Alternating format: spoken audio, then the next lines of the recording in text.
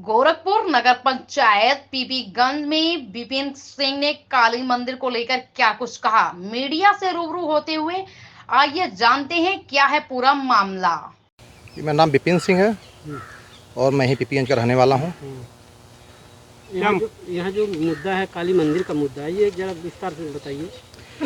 देखिए, काली मंदिर का मुद्दा जहाँ तक तो विगत 1-1.5 माह से चल रहा है और ये तो अब दूध का दूध पानी का पानी हो चुका है कि काली मंदिर की बाउंड्री वाल गेट किसने बनवाया है। जब हमारे यहाँ पे जो शिलापट लगा ये नगर पंचायत के द्वारा लगवाया गया है। ये तो एक कहावत है ना, सुने होंगे, एक मछली पूरे तालाब को गंदा कर देती है। ठीक उसी प्रकार यहाँ का चेयरमैन है।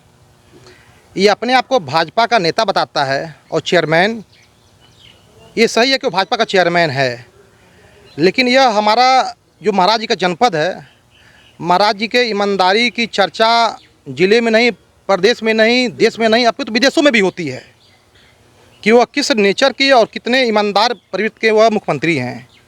लेकिन उन्हीं के जनपद में यह जो भ्रष्टाचारी चेयरमैन है, यह पूरे पार्टी को बदनाम करके रख दे रहा है।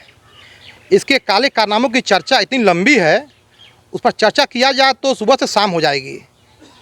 लेकिन अब यह दुर्भाग्य है हमारे नगर का कि इतना बड़ा भ्रष्टाचारी कैसे टिकट पा गया तो महाराज जी के नाम पर चुनाव भी जीत गया और जीतने के बाद ही तत्काल बाद इसके भ्रष्टाचार के जो पुराने कारनामे थे उसको इसमें दिन दूना रात चौगुना इसमें वृद्धि हो गई। इससे पहले अभी हम बता देंगे कि उसका सिद्धार्थनगर में एमडीएम का राशन 5 ट्रक बेच दिया, जांच हुई, पकड़ा गया, ब्लैकलिस्टेड हुआ, लेकिन किसी तरह उस पर अभी निजात पाया, जवाब देने का मौका मिला है, जवाब दे देगा फिर वो ब्लैकलिस्टेड हो जाएगा। अभी मामला ठंडा नहीं हुआ था कि काली मंदिर का मामला आ गया और जब जांच हुआ तो कुछ मीडिया के माध्यम से बड़ी बेशर्मी से कह रहा था कि चेयरमैन बनने के बाद मैंने पहला विजिट किया, मेरी बहुत आस्था है, ये है वो है, ये सब उसका ढकोसलेबाजी है। वह सिर्फ लूट करने के लिए ही आया है और अब तो जांच हो चुकी है। जांच में 2 पीसीएस रैंक के अधिकारी जांच भी कर चुके और जांच में यह स्पष्ट हो गया कि इसने मंदिर का निर्माण कार्य बाउंड्री वाल नहीं बनवाया, विनोद गुप्ता जी ने बनवाया था। और जांच रिपोर्ट के बाद जिलाधिकारी महोदय ने 1 हफ्ते का नोटिस भी जारी किया है और 1 हफ्ते से ज़्यादा समय बीत चुका है।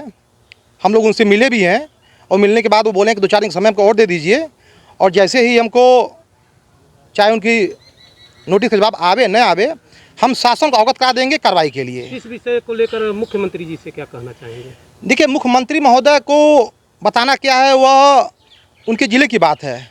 मैं उनसे 4-5 बार मिल चुका, हालांकि इस संदर्भ में नहीं, इस संदर्भ में 1 बार काफ़ी है। जब हमसे मिले 1 बार, पहली बार में ही मेरी बातों को सुना और तत्काल डीएम महोदय को निर्देशित किया जांच कराने के लिए। डीएम महोदय के निर्देश पर 2 जांच कमेटी टीम बनी, 2 लोगों की, 2 पीसीएस रैंक के अधिकारी बने।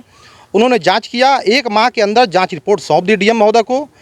उस जांच से मालूम हो गया है कि यह पूरा भ्रष्टाचार किया गया है। उस भ्रष्टाचार के अलावा भी अभी इससे सारे भ्रष्टाचार हैं कि 4 करोड़ 85 लाख का भुगतान अपने रिश्तेदार के खाते में किया। उनके खाते से जैसे खाता भुगतान हुआ फिर वो अपने भाई भतीजे सगे साले खाते में ट्रांसफ़र कर दिया। तो महाराज जी से कहना यही है, चूँकि सारे उनको जानकारी में है कि लगभग लाखों की आबादी गोरखपुर जनपद की इसे काले कारनामों को जान चुकी है और यह पार्टी की छवि को बदनाम कर रहा है।